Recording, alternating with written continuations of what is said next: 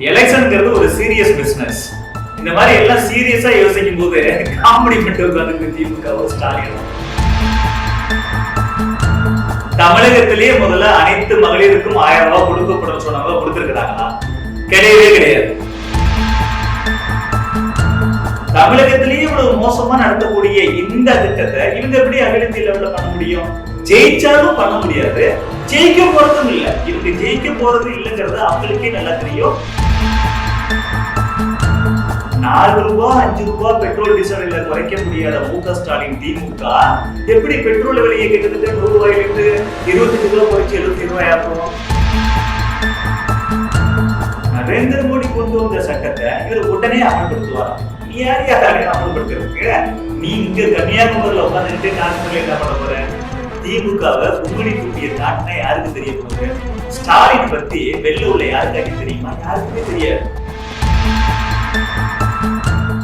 ஒரே நாடு நேயர்களுக்கு வணக்கம். இன்று நம்முடன் பாஜக ஓபிசி அணியின் மாநில பொதுச் செயலாளரும் பேராசிரியருமான திரு வீர திருநாவுக்கரசு அவர்கள் இணைந்துள்ளார். வணக்கம் சார். வணக்கம். ஒரே நாடு நேயர்களா நல்லா இருக்கீங்களா? எல்லாரும் தாமரைக்கு ஓட்டு போடுங்க. எல்லாரையும் தாமரைக்கும் தாமரையோட கூட்டணி வைக்கக்கூடிய கட்சிகளுக்கும் ஓட்டு போட சொல்லி தீவிரமா வேலை பார்க்கணும். இந்த ஒரு 20 நாள் தான் வேலை பார்க்க போறோம். சின்சியரா சிறப்பா வேலை பார்க்கிறோம். 400 தொகுதியில ஜெயிக்க போறது எந்த அளவுக்கு உண்மையோ தமிழகத்திலையும் பாண்டிச்சேரியும் சேர்த்து 40க்கு 40 ஜெயிக்கணும். நம்ம எல்லாரும் இன்னும் தீவிரமா வேலை பார்க்கணும். இது என்னோட வேண்டுகோள் சார். இந்த தீவிரமாக வேலை அப்படிங்கும் போது இன்னைக்கு திமுக தேர்தல் அறிக்கையை பத்தி நம்ம ஒரு ஜெனரல் உங்களுடைய ஒப்பீனியன், ஜெனரல் டிஸ்கஷன் அதுதான் சார் நீங்க நம்ம பார்க்க போறோம். எலெக்ஷன்ங்கிறது ஒரு சீரியஸ் பிசினஸ். இந்த மாதிரி எல்லாம் சீரியஸா யோசிக்கும் போது காமெடி மட்டும் உட்கார்ந்து திமுக ஸ்டாலினும் அவங்க எந்த அளவுக்கு இது ரொம்ப லைட்டா காமெடியா எடுத்துக்கிறாங்க அப்படிங்கிறது ஸ்டாலினோட பேச்சிலேயே தெரியும். என்னென்னமோ சொல்லிட்டே பொது சிவில் சட்டம் அமல்படுத்தப்படுங்கிறாரு. என்ன சொல்றதே தெரியாம ஏதோ ஒன்று சொல்லிட்டு உட்கார்ந்துருக்கிறது. அந்த அளவுக்கு லைட்டா எடுத்துக்கிறாங்க. ஒரு சீரியஸ்னஸே கிடையாது. தேர்தல் அறிக்கையில அது ஒரு கலெக்ஷன் ஆஃப் ஜோக்ஸ், அது காமெடி தான், ஒண்ணுமே கிடையாது. முதல் அறிவிப்பு அதாவது ஹைலைட்டான அறிவிப்புகள் முதல் அறிவிப்பை பார்க்கப்படுகிறது அனைத்து மாநில மகளிருக்கும் 1000 ரூபாய் உரிமை தொகை அறிவிக்கப்படும் அப்படின்னு சொல்லி ஒரு வாக்குறுதி கொடுத்துருக்காங்க. தமிழ்நாட்டில் ஏற்கனவே இந்த திட்டம் அமல்ல இருக்கு. இந்தியா முழுக்கங்கிறத எப்படி பார்க்குறீங்க? தமிழகத்திலேயே முதல்ல அனைத்து மகளிருக்கும் 1000 ரூபாய் கொடுக்கப்படும் சொன்னவங்க கொடுத்திருக்கிறாங்களா? கிடையவே கிடையாது. எல்லாரும் அப்ளை பண்ணணும் அப்படின்னா எப்ப நீத்தான் எல்லா மகளிருக்கும் கொடுக்க போறிய அப்படியே அப்ளை பண்ண சொல்ற?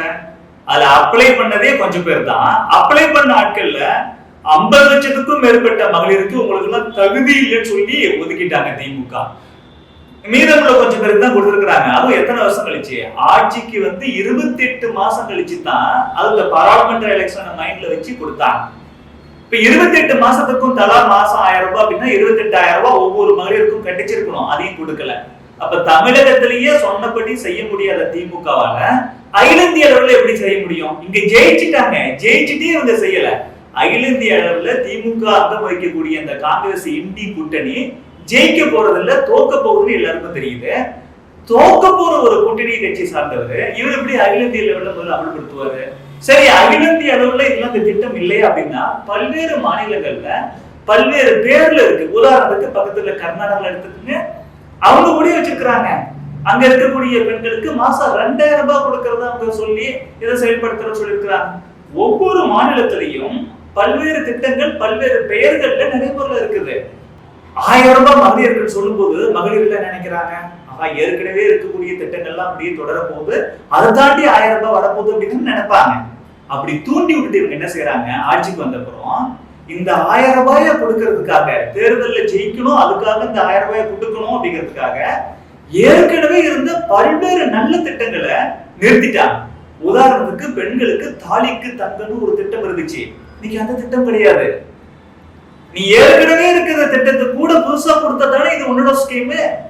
ஏற்கனவே இருக்கிறதெல்லாம் நீ கட் பண்ணிட்டு சும்மா நீ விளம்பரத்துக்கு இந்த மாதிரி பண்ற அப்படின்னா ஸ்கூல் படிக்கக்கூடிய மாணவர்கள், காலேஜ் படிக்கக்கூடிய மாணவர்கள், அந்த மாணவர்களுக்கு இலவசமா லேப்டாப் கொடுக்கப்பட்டுச்சு இல்ல, இன்னைக்கு அதெல்லாம் நிறுத்தப்பட்டு இருக்குது. சொத்து வரி எக்கச்சக்கமா போயிடுச்சு, வீட்டு வரி எக்கச்சக்கமா போயிடுச்சு, மின்சார கட்டணம் அப்படி நினைச்சாவே பேரை கேட்டாவே ஷாக் அடிக்குது. அந்த அளவுக்கு எல்லாத்தையும் வரி உயர்த்துறது. ஏற்கனவே இருந்த திட்டங்கள் எல்லாம் வந்துட்டு நிறுத்துறது, தடை செய்யறது, இது எல்லாத்தையும் பண்ணிவிட்டு அது எல்லாத்தையும் சேர்த்தோம்னா பல ஆயிரம் வரும். 10,000க்கு மேல பல ஆயிரம் வரும். இப்படி பல ஆயிரம் மதிப்புள்ள திட்டங்களை நிறுத்திவிட்டு பல ஆயிரம் மதிப்புள்ள வரிகள்லாம் அதிகமா ஏத்திவிட்டு அதுல இருந்து மக்கள்கிட்ட இருந்து பணத்தை, அவங்களோட பணத்தெல்லாம் வரியா கொள்ளடிச்சுக்கிட்டு சும்மா பேருக்கு 1000 ரூபாய், அந்த 1000 கூட சொல்லப்பட்ட எல்லாருக்கும் கொடுக்காம ஒரு சில பேருக்கு மட்டும்தான் கொடுக்கறது. அதை கூட ஆட்சிக்கு வந்த மாசத்துல இருந்து கொடுக்காம 28 மாசம் கழிச்சு கொடுக்கறது. இது என்ன திட்டம்? தமிழகத்திலேயே இவ்வளவு மோசமா நடத்தக்கூடிய இந்த திட்டத்தை இவங்க எப்படி அகில இந்திய லெவல்ல பண்ண முடியும்? எனக்கு நிறைய நண்பர்கள் உண்டு திமுக கூட. பாரதிய ஜனதா கட்சியை பொறுத்தளவு நாங்க அரசியலுக்கு தாண்டி நட்பு மதிக்கிற ஆட்கள், நட்புக்கு முக்கியத்துவம் கொடுக்கிறோம். அந்த கட்சியில இருக்கக்கூடிய எத்தனை பேர் என்ன சொல்லியிருக்கிறாங்க, இந்த முறையும் மோடி தாங்க வர போறாங்க, நாங்களாம் வர போறது இல்லைன்னு. அதனால திமுக இருக்கக்கூடிய தொண்டர்களே இந்த முறை மோடிக்கு தான் ஓட்டு போட போறாங்க. அப்படி இருக்கும்போது மோடி தான் மீண்டும் பிரதமராக வரப்போகிறாரு அப்படிங்கிற சூழ்நிலை இருக்கும்போது இவங்க எப்படி இந்த திட்டங்களை நடைமுறைப்படுத்த முடியும்? இது இம்பாசிபிள். இதை தெரிஞ்சுதான் சொல்றாரு. அதனாலதான் பிஜேபியோட கொள்கையான பொது சிவில் சட்டத்தை நடைமுறைப்படுத்துவோம் சொல்லி புலம்புறாரு. அடுத்து இதுல இருக்க முக்கியமான அனௌன்ஸ்மெண்ட் பெட்ரோல் விலையை 75 ரூபாய்க்கும் டீசல் விலையை 65 ரூபாய்க்கும் குறைப்போம் அப்படின்னு சொல்லியிருக்காரு. அதான் இவரோட பேச்ச தண்ணியில எழுதுறான்னு சொல்றோம்ல, அந்த மாதிரி தண்ணியில எழுதுற மாதிரி வாக்குறுதி கொடுத்திருக்கிறார். 2021 திமுகவோட தேர்தல் அறிக்கை என்ன சொல்லுது? திமுக 2021 தமிழகத்துல சட்டமன்ற தேர்தலில் ஜெயிச்சு ஆட்சிக்கு வந்தா பெட்ரோல் விலை 4 ரூபாயும் டீசல் விலை 5 ரூபாயும் குறைப்பேன்னு சொன்னாங்க. 4 ரூபாய் 5 ரூபாயும் சொன்னபடி குறைச்சிருக்கிறாங்களா? குறைக்கவே கிடையாது. ஆனா பிரதமர் நரேந்திர மோடி அவர்கள் சொல்லாமலேயே பெட்ரோலுக்கு 15 ரூபாயும் டீசலுக்கு 18 ரூபாயும் குறைச்சிருக்கிறாங்க. இவங்க 4 ரூபாய் குறைப்போம் 5 ரூபாய் குறைப்போம்னு சொன்னாங்க, அதையே குறைக்கல. ஆனா சொல்லாத விஷயத்தை நரேந்திர மோடி 15 ரூபாய் குறைச்சிருக்கிறார், 18 ரூபாய் குறைச்சிருக்கிறார். 4 ரூபாய் 5 ரூபாய் பெட்ரோல் டீசல் விலை குறைக்க முடியாத மு.க. ஸ்டாலின் திமுக எப்படி பெட்ரோல் விலையை கிட்டத்தட்ட 100 ரூபாயில இருந்து 25 ரூபாய் குறைச்சு 75 ரூபாய் ஆக்கும்? எப்படி டீசல் விலையை கிட்டத்தட்ட 100 ரூபாயில இருந்து 65 ரூபாய் 30 ரூபாய் குறைக்கும்? 4 ரூபாய் 5 ரூபாய் குறைக்க முடியாது. நீ எப்ப 25 ரூபாய் 30 ரூபாய் குறைக்கும் அப்படி சொல்லி பொதுமக்கள் மட்டும் இல்லங்க, திமுக தொண்டர்களே கேட்டு சிரிக்கிறாங்க. ஐயோ ஸ்டாலின், எத்தனை காலத்தையா நீ போய் சொல்லிட்டே இருப்ப? உனக்கும் உன் பிள்ளைக்கும் வேற வார்த்தையே கிடையாது, வாயில தவறி கூட நீங்க உண்மையை சொல்ல மாட்டீங்களா அப்படின்னு சொல்லி சிரிச்சிட்டே போறான். மக்கள் வரிவழி ஜோக்கு பாக்குற மாதிரி ஸ்டாலினோட வார்த்தைகளை பார்த்துட்டு இருக்கிறாங்க, வேற ஒண்ணுமே கிடையாது. 33% இடஒதுக்கீடு உடனே செயல்படுத்தும் அப்படின்னு சொல்லியிருக்காங்க. எப்படி உடனே செயல்படுத்துவாரு? தமிழகத்துல இப்ப உடனே செயல்படுத்தலாம். உடனே செயல்படுத்தணும்னா என்ன செய்யணும்? திமுக இப்ப எம்பி சீட்டு 21 சீட்டு கொடுக்குறாங்கல்ல, கூட்டணி கட்சிக்கெல்லாம் போக 21 சீட்டு திமுக காரங்க கொடுக்குறாங்க. அதுல 33% திமுகவை சேர்ந்த பெண்களுக்கு கொடுக்கிறது. பெண்களுக்கு 33% இடஒதுக்கீடு உடனே கொடுப்போம்னா இதுதான் உடனே. இந்த தேர்தலிலேயே திமுக 33% திமுகவை சார்ந்த நிர்வாகிகள் தொண்டர்களுக்கு 33% இடஒதுக்கீடு கொடுப்பதில் என்ன சிரமம் இருக்கு? எந்த சிரமமும் கிடையாது. நரேந்திர மோடி எடுக்க போகிறாரா? நரேந்திர மோடி பாராட்டுவார். ஏன்னா நரேந்திர மோடி தான் இந்தியாவில இதுவரைக்கும் பெண்களுக்கு பாராளுமன்றத்திலையும் சட்டமன்றத்திலையும் இடஒதுக்கீடு கொடுக்கப்படாமல் இருந்ததே. அதுல 33% இடஒதுக்கீடு சொல்லி சட்டம் கொண்டு சாதனை செஞ்ச ஒப்பற்ற தலைவர் அவரு. அவர் பெண்கள் எல்லோருக்கும் ஒரு தகப்பனாக இருக்கிறார். பெண்களை பாதுகாக்கக்கூடிய கருப்பசாமியா இருக்கிறார், தகப்பன் சாமியா இருக்கிறார். பெண்கள் எல்லோருக்கும் தாயுமானவரா இருக்கிறார். அந்த நரேந்திர மோடி சட்டத்தை கொண்டு வந்துட்டார். சட்டத்தை கொண்டு வந்த அப்புறம் நடைமுறைப்படுத்துறதுல சில ப்ரொசீஜர் இருக்கு. எடுத்து வைத்து மாபெரும் ரிஃபார்ம் எல்லாம் பண்ண முடியாது. அதுக்காக அவர் என்ன செஞ்சிருக்கிறாங்கன்னா, இந்த நாடாளுமன்ற தேர்தல்ல இந்த டெக்னிக்கல் விஷயத்தெல்லாம் செய்து முடிக்க முடியாது. நாடாளுமன்ற தேர்தல் முடியட்டும், அடுத்தது மக்கள் தொகை கணக்கெடுப்பு எடுப்போம். எடுத்த உடனேயும் அந்த அடிப்படையில இந்தியாவில் இருக்கக்கூடிய 543 தொகுதி எம்பி சீட்டுல லோக்சபா எம்பியில எந்தெந்த தொகுதியெல்லாம் பெண்களுக்குங்கிற வரையறை செய்யலாம். அதுக்குன்னு ஒரு கமிட்டி போட்டதான், எக்ஸ்பர்ட் கமிட்டி போட்டதான் சிறப்பா செய்ய முடியும்னு சொல்லி செஞ்சிருக்கிறாங்க. ஆட்டோமேட்டிக்கா அடுத்த தேர்தல் இந்த 2024 தேர்தல் முடிஞ்சு அதுக்கப்புறமா வரக்கூடிய நாடாளுமன்ற தேர்தலுக்குள்ள இந்த 33% இடஒதுக்கீடு என்பது நடைமுறைக்கு வரத்தான் போகுது. ஏன்னா சட்டத்தை ஆல்ரெடி நரேந்திர மோடி கொண்டு வந்து விட்டார். நரேந்திர மோடி கொண்டு வந்த சட்டத்தை இவர் உடனே அமல்படுத்துவாராம். நீ யாரையாவது அமல்படுத்துறதுக்கு? இதை ஏற்கனவே நரேந்திர மோடி சட்டம் கொண்டு வந்து விட்டார். தமிழகத்துல இருந்தாலும் செய்ய முடியும், திமுகவோட செய்ய முடியும், அதை செய்ய மாட்டாங்க. ஏன்னா உண்மையாவே பெண்களுக்கு இடஒதுக்கீடு கொடுக்கணும் என்பது திமுகவோட கொள்கை இல்லை. பேச்சுக்கு இப்படி பேசிட்டே இருப்பாங்க. நரேந்திர மோடி செஞ்சுட்டாங்கன்னா நாமளும் அன்னைக்கு குரல் கொடுத்தோம் பாத்தீங்களா அப்படின்னு ஒரு பாவலா காமிக்கிறதுக்காக இந்த மாதிரி பேசுறாங்க. இவங்க கனிமொழிக்கே முக்கியத்துவம் கொடுக்கிறாரு இல்ல. அந்த குடும்பத்திலேயே மு.க. ஸ்டாலின் உதயநிதிக்கு தான் முக்கியத்துவம் கொடுக்கிறாரு, கனிமொழியை கண்டுக்கிறது இல்ல. எங்க மக்களுக்கு தெரிஞ்சு போயிடுன்னு சொல்லி போயிட்டு போதுன்னு சொல்லி தூத்துக்குடியில ஒரு சீட்டு கொடுக்குறாங்க. மத்தபடி வந்துட்டு கனிமொழி மேலே இருக்க அக்கறையோ அன்போட இருக்கிறது இல்ல. சொந்த தங்கச்சி மேலேயே அக்கறை இல்லாத மு.க. ஸ்டாலினுக்கு தமிழக பெண்கள் மீது, திமுக இருக்கக்கூடிய பெண் நிர்வாகிகள் மீது என்ன இருக்கு அன்போ அக்கறையை இருந்துவிட போகிறது. அதனால இவங்க சொல்றது வழக்கமான பொய் தான் இதுவும். அடுத்து முக்கியமான ஒரு தேர்தல் வாக்குறுதி, கச்சத்தீவை நாங்கள் மீட்போம் அப்படின்னு சொல்றாங்க. கச்சத்தீவு துரோகம் செஞ்சு விட்டு கொடுத்ததே திமுக தானே. அவ்வளவு கோபம் வருது கச்சத்தீவு விஷயத்தை பத்தி திமுக பேசும்போது. உங்களுக்கு என்னடா உரிமை இருக்கிறத பத்தி பேசுறதுக்கு? அன்னைக்கு பார்லிமெண்ட்ல வந்துட்டு இந்திய பகுதி, தமிழக பகுதி, தமிழக மீனவர்களுக்கு உரிமை உள்ள பகுதி, கச்சத்தீவை விட்டு கொடுக்க கூடாதுன்னு சொல்லி பேசுறது அடல் பிகாரி வாஜ்பாய்ங்கிற ஒரு மிகப்பெரிய மகாத்மா, ஒரு தலைவன். ஜனார் கிருஷ்ணமூர்த்தி பாஜகவோட தலைவர், முக்கியமான தலைவர், அவர் கேஸே போடுறார். இப்படி கச்சத்தீவை விட்டு கொடுக்க கூடாது ஸ்ரீலங்காவுக்கு சொல்லி எதிர்த்து போராடியது பாரதிய ஜனதா கட்சி தான். ஆனா காங்கிரஸ் கட்சியும் திமுகவும் சேர்ந்துகிட்டு தான் நம்ம கச்சத்தீவை, நம்ம தமிழக மீனவர்களுக்கு சொந்தமான அந்த கச்சத்தீவை இலங்கைக்கு தாரை வார்த்து கொடுத்தது இவங்க. அன்னைக்கு தாரை வார்த்து கொடுத்துட்டு மீட்போம் மீட்போம், நீ எப்படி மீட்ப? விட்டு கொடுத்தாச்சு. இன்டர்நேஷனல் ட்ரீட்டிஸ், இந்த சர்வதேச உடன்பாடுகள் வரும்போது ஜஸ்ட் லைக் தட்லாம் பண்ண முடியாது. ஒரு முடிவுக்கு போறதுக்கு முன்னாடி, ஒரு ட்ரீட்டிஸுக்கு போறதுக்கு முன்னாடி நம்ம வச்சு பண்ணலாம் முடியும். ஒன்ஸ் போயிடுச்சுன்னா அவ்வளவு சாதாரணமா அதை வந்துட்டு ஒண்ணும் பண்ண முடியாது. துரோகம் பண்ணது திமுக. சரி, நீ மீட் பண்ண அடுத்தது 2004 இருந்து 2014 வரைக்கும் திமுகவோட ஆதரவோட தானே மத்தியில காங்கிரஸ் கூட்டணி ஆட்சி நடந்துச்சு. அந்த 9 வருடங்கள் ரொம்ப பவர்ஃபுல்லா மத்திய மந்திரி சபையில காங்கிரஸ் கூட்டணியில இருந்துச்சுல திமுக. அப்ப மீட்டிருக்க வேண்டியதானே? மீட்க மாட்டாங்க. ஏன்னா இவங்களால மீட்க முடியாது. தாரகத்தை கொடுத்தது திமுக காங்கிரஸ் தானே. அப்படி எப்படி அப்ப மீட்பாங்க? அவங்களோட நோக்கமே மீனவ மக்கள் பாதிக்கப்பட்ட நமக்கு என்னப்பா, அரசியல் ரீதியா நம்ம ஸ்ட்ராங் ஆகணும், நம்ம கோபாலபுர குடும்பம் கோடி கோடியா கொள்ளடிக்கணும், நம்ம பதவியில் இருக்கணும், பணம் கோடி கோடியா சம்பாதிக்கணும். இதுதான் உங்களுக்கு நோக்கம் இல்லையே. தமிழக மக்கள், இந்திய ஒற்றுமை, இந்திய நிலப்பரப்பு, தமிழக மீனவர்கள், இதை பற்றிலாம் கிஞ்சித்தும் அக்கறை செலுத்தாதது திமுக. இவங்க 2004 இருந்து 2014 10 ஆண்டு காங்கிரஸ் திமுக ஆட்சியில அது வந்து 9 ஆண்டுகள் பவர்ஃபுல்லா இருந்து கூட மீட்கல. அதனால இனிமேலும் மீட்க முடியாது. பவர்ல இருக்கும் போதே மீட்க முடியாதுன்னா மீண்டும் பிரைம் மினிஸ்டராக நரேந்திர மோடி தான் வரப்போகிறார்.